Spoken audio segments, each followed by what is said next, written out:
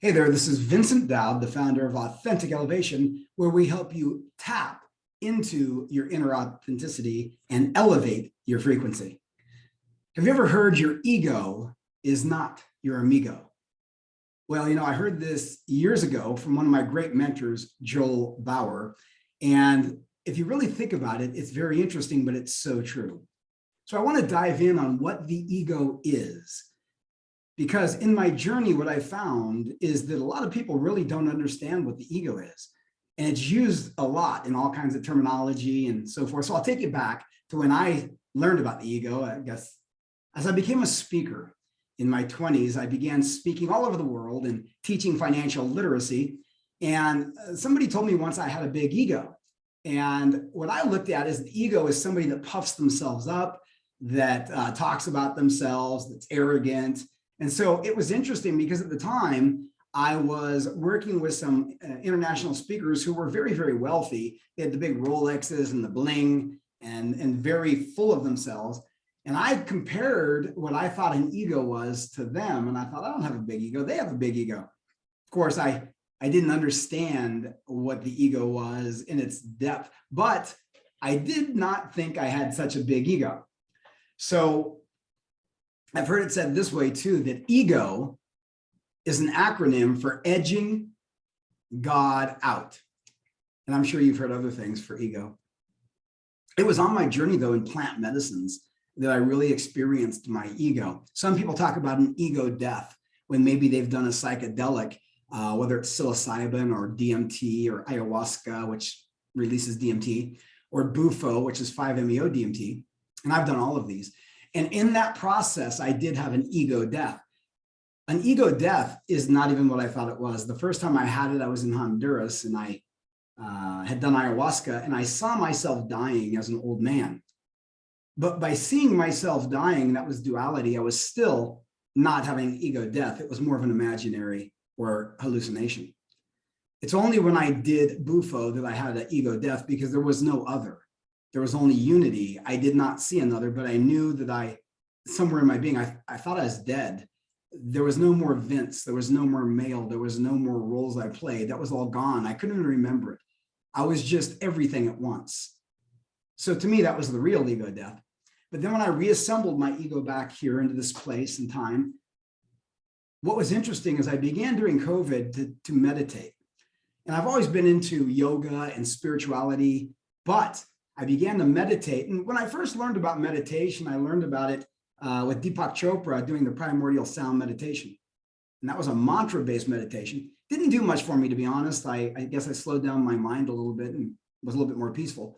But I never had a breakthrough until after my time at the ashram. I lived in an ashram after the real estate collapse for about a year, studying yoga, yoga therapy, and yoga nidra. And I started to have phenomenal breakthroughs. And then when I left the ashram, a yogi who passed away a long time ago started to appear in different places like YouTube and so forth. And as I listened to the teachings, it really resonated with me. So I began to use his process. His name is Ramana Maharshi. And his entire process is called self-inquiry, finding the self. And it was in this process that I really started to understand what the ego is. And I understood it not by conceptualization, not by mind, but by sitting with myself for hours a day in silence, listening to the silence, watching the crazy mind and all the thoughts that arise. And a lot of these thoughts I had never seen before because I didn't pay attention. A lot of these thoughts that arise are not even mine. They're just energy patterns and thoughts. So I began to meditate 1, 2, 3 hours a day, which I've been doing now for 16 months. I started to understand what the ego is, and I wanted to share it with you because I think it's really profound when you sit with it. Now, anything I say is not true.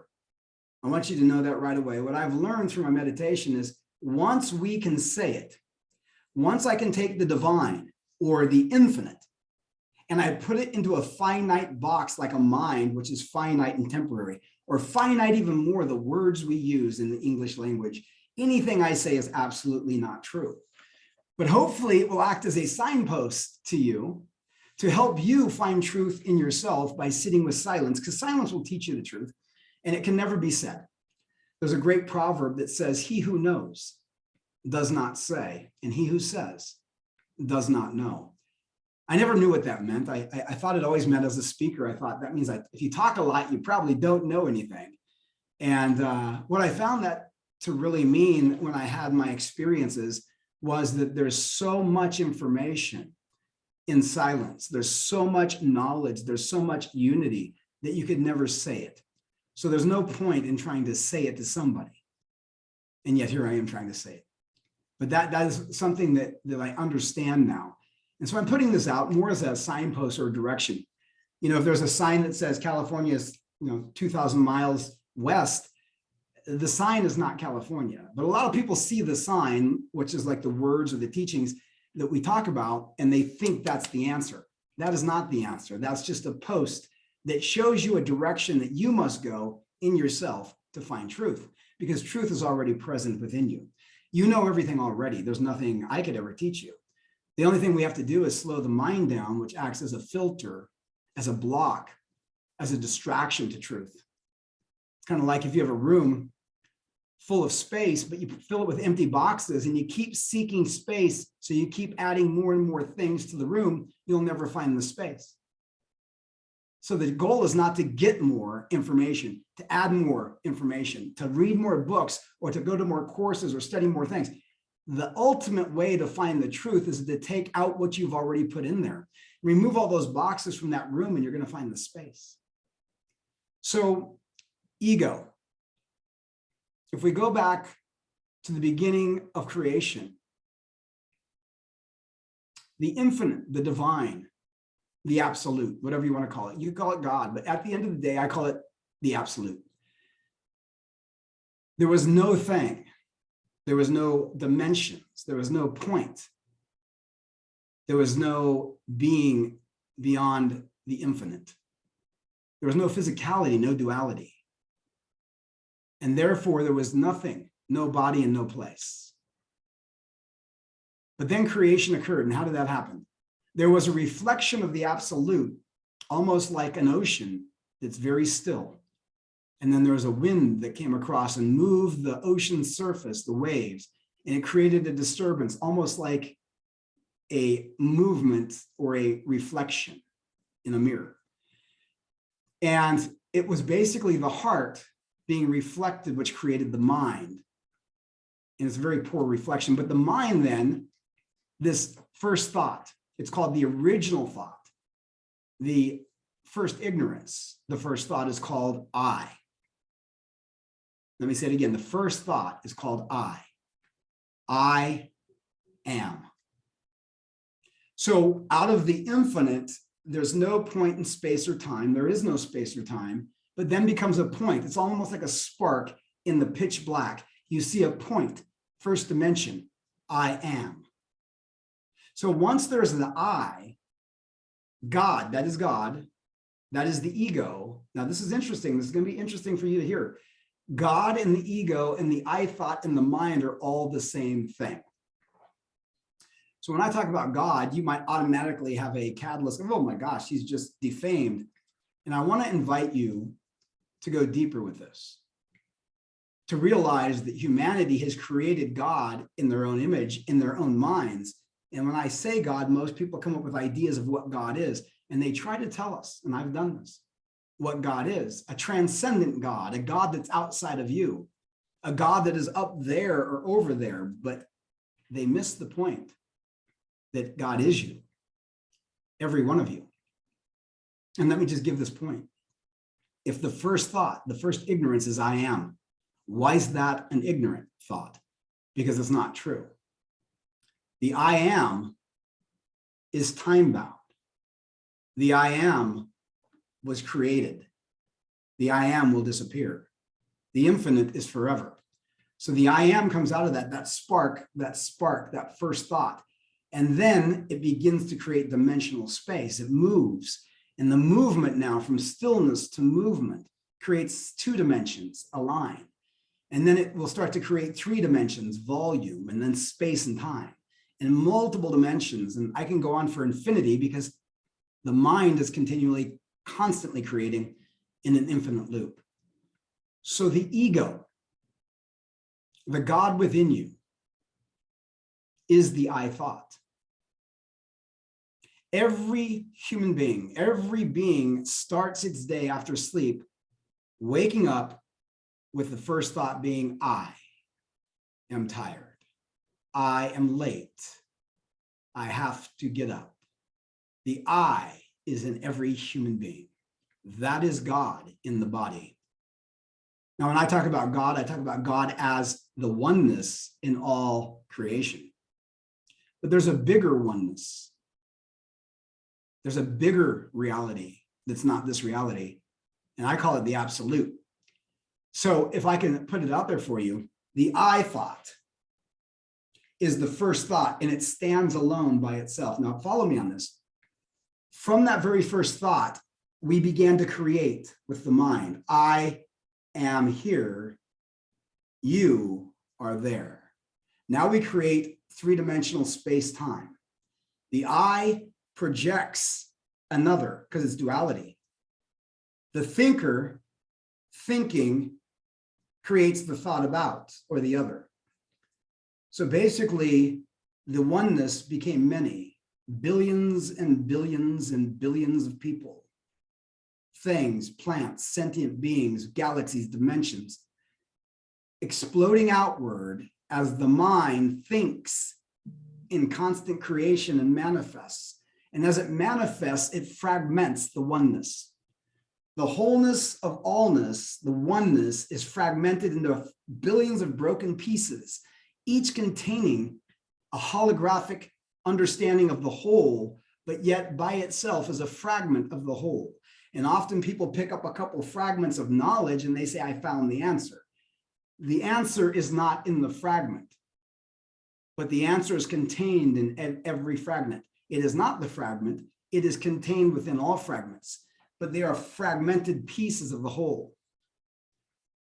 So we have learned in our lives to think, and thoughts, if you will, are energy patterns going outward. A thought arises and we follow that thought.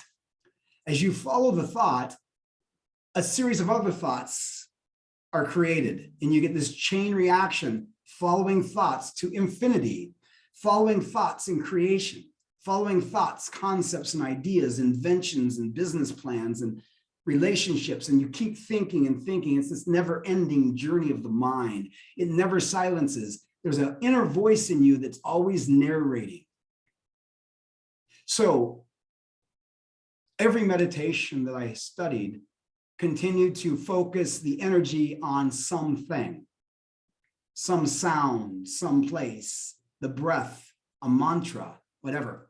But those are always in duality to the self, which means the path will continue to lead you on an infinite loop to infinity, a circle of an infinite loop. It was not until I understood, when Ramana said it clearly, that every thought needs the I thought to survive. There's no thought that could stand alone. There's only one. It's called the I thought. Every thought will change and move, but the I is always there. Every thought derives from the I thought. So Ramana, in his awakening experience, found that when a fear came over him as a young boy in India, he had a fear of death, and he laid down on the floor and he asked, who's going to die? And he put his body in the rigor mortis, like he went stiff and held his breath as long as he could. And he asked, who is it that dies? Is it the body? Am I the body? Or am I the thoughts about the body? Who am I? And in that question, he awakened. And the rest of his life, he sat in silence in India, and people came from far and wide to just sit in his presence. So here's some of his teachings. He did talk sometimes for the people that did not understand the silence. Think about every thought going outward from you. So the real question is not to follow the thoughts. Those are illusions. Those will lead you astray, like a dog lost in a neighborhood and you follow it. The real question is to go to the source. Where did the dog come from? Follow it back to the source. Where did your thought come from? So every thought that rises, that really are not even your thoughts. As they rise, do not follow them. Do not give them energy. Energy follows attention. Instead, ask the one question: who is thinking this thought? Where is the source of this thought coming from? And I started to sit with myself and ask the question for every thought that arose: who's thinking this thought? And the answer was always the same: I am. I am. The Bible even says, be still. Listen to it clearly. Be still. In stillness, all your answers are there. Be still and know. Don't believe, know that I am God. It shares it very clearly. In the stillness of silence, no movement, no sound. The I am that arises is the God in the body. Every being has I am, no matter what language, what culture, what age, what gender. No matter who they are, they all have the I am. And from that I am, they think outward. They go in this external infinite loop, searching for happiness, for joy, for wealth, for everything that they already are. So what Ramana said is go inside and ask the question, who am I? And the answer, that's the ultimate question, who am I? But the answer will probably come to you like it came to me, and you'll have to find out on your own. Who's thinking the thought? I am. And as I sat longer and my body started to hurt, instead of moving it, I wanted to sit in stillness. So I said, who's having pain? And first I said, I am. And I said, really? So are you the body? And then I realized I was not the body. So I was not having pain. The body was having pain. I am not the body. So I began to inquire. And then I started to ask the question. The ultimate thing was, who am I? So the thoughts come from I, but who am I? And then I started to ask that, who am I? I am. I am. So who is this I that am? And as I began to look deeper and deeper for it, I could not find it. I could not find the source of the I. And then I realized there is no I. Everything that is derived from the I thought is illusion. It is like imagination. It is not real. It is temporary. It's in movement. It is in time and space. And we will continue a series of birth and death. We will continue on a journey of ultimately dying and being rebirthed because we follow the thoughts. And it creates a karmic reaction. Every action we take is karma, so we have to fulfill the karma. Until one day, and everybody will awaken to realize that you are not the body. You are not the ego, the I am. You are the absolute. Now, how do we really know this? And you know it inside your being, and I'll show you.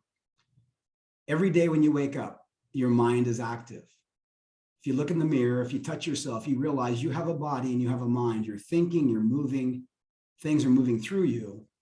So the mind is active, the body is here. So you believe it's real. When you go to bed at night, you lose the body. You don't know you have a body, but your mind is still active in dreams. So you're still creating duality. You're still constantly creating. But there is a third state of consciousness called dreamless sleep.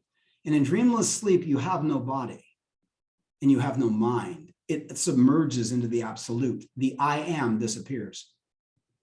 But yet you're still present. You're still there. If there was a fire, you would wake up and hear somebody screaming, but you don't know who you are. You have no labels.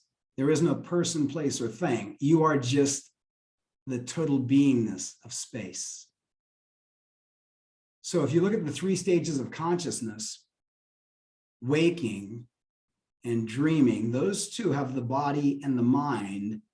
The third state of consciousness is called Turiya. Turiya, I shouldn't say it's the third state, the fourth state is Turiya, but the third state is similar. The third state is dreamless sleep, where you have no body or mind. You don't know who you are, but you're in bliss, you're in peace. The fourth state of consciousness is Turiya. And Turiya is unconscious awareness. Maybe you've heard of Samadhi. Samadhi is conscious awareness, where you go into the state of bliss, no body, no mind, nothing. You don't know the ego, but you're still in a body, but you're conscious of everything, but you are everything. It's very hard to explain it. That's why it's a signpost. You've got to find it on your own. But the interesting thing is the fourth state of consciousness, if you think about it like a screen, you see the screen here in front of you, right? You see the books behind me. You see the mirror. You see the window. You see me. All of this is happening on the field of your imagination. But there's a screen behind all of this, like at a movie theater. And if you play a movie and you watch a crowd that's captivated, they feel the heat of the fire. They get caught up in the thriller and they get scared and they jump back. All of this is happening on the screen of reality. And you believe it's true, and it feels true, and it seems true, and you can get lost in the story of truth. But when the movie's over and the lights come on and you awaken, you realize nothing ever happened. The screen is still present. The screen is the fourth state of consciousness. It is where everything is happening. It contains all experiences, all beingness, all physicality, all time and space, all thinking, all doing, all the people, places, and things. And this is all temporary. It's the illusion, it's samsara. It is what we're creating with our mind and our ego. So the ego is not about being puffed up or about having a nicer watch. What I realized is the ego is running the show. Every day, everything we do, think, say, feel is ego. And the ego is driving the bus. And most of your ego was developed as a little child. When you came into birth onto this planet, you did not have all the programs. But over the years, you've added the programs from parents, from churches, from teachers, from the media. And now we are just robots running programs, and we believe the programs, and we create more programs, and it's an infinite loop. So the whole magic is this. If you really want to know who you are, there has to come a time where you ask the ultimate question and you sit with yourself in silence and ask, who am I? Who is thinking the thought? And investigate that. Ask who is feeling the pain or the sensation in the body. Investigate that. Keep asking, who is that? And where is the source? Go back to the source, almost like a cell phone antenna. Signals are going out to billions of phones. People are then sending signals out to other phones. It's always out there. What if we said, where is the signal coming from? Let's trace the signal back to the antenna. And then let's go deeper in the antenna to find out where the source is. And in so doing, eventually the I am will discover itself and all the other thoughts will subside because they need the I am. And the I am thought, the original thought, the ego, will dissipate into the absolute. And you will operate as an awakened being in bliss. And you will not have to rebirth to fulfill the karma. So ego is truly edging God out. And the ego is not your amigo. But the good news is you will awaken.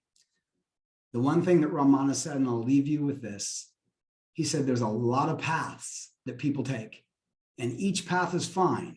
It's going to lead you to the next path. But the ultimate path that everybody must come to before they awaken is the self-inquiry to determine who I am. Anything outside of the I and finding out who that I am is simply going to take you through more duality. Could be higher levels of dimension, could be higher frequencies, but it will never lead you to awaken until you find out who you really are. So I hope you enjoyed the video. More importantly, I hope you will sit with yourself Commit to yourself. It's most important work you can do. The reason you're on the planet is to wake up. Sit with yourself, however long it takes, commit every day, and ask yourself for every thought that comes up, who's thinking it? And when you find out who it is, ask who that is. Who's that I? And I don't have to tell you anything. You will know. The more time you put in, the more you'll know the truth. I appreciate you. Please comment on the video. Let me know what you think. Let me know what you feel. Share it, like it. But I hope, beyond anything, that it inspires you, that it moves you to act and to take action on the only thing that's really worthy of our action outside the illusion is really waking up and finding out who you really are. Again, thank you. My name is Vince Dowd, and this is Authentic Elevation. Have a beautiful day.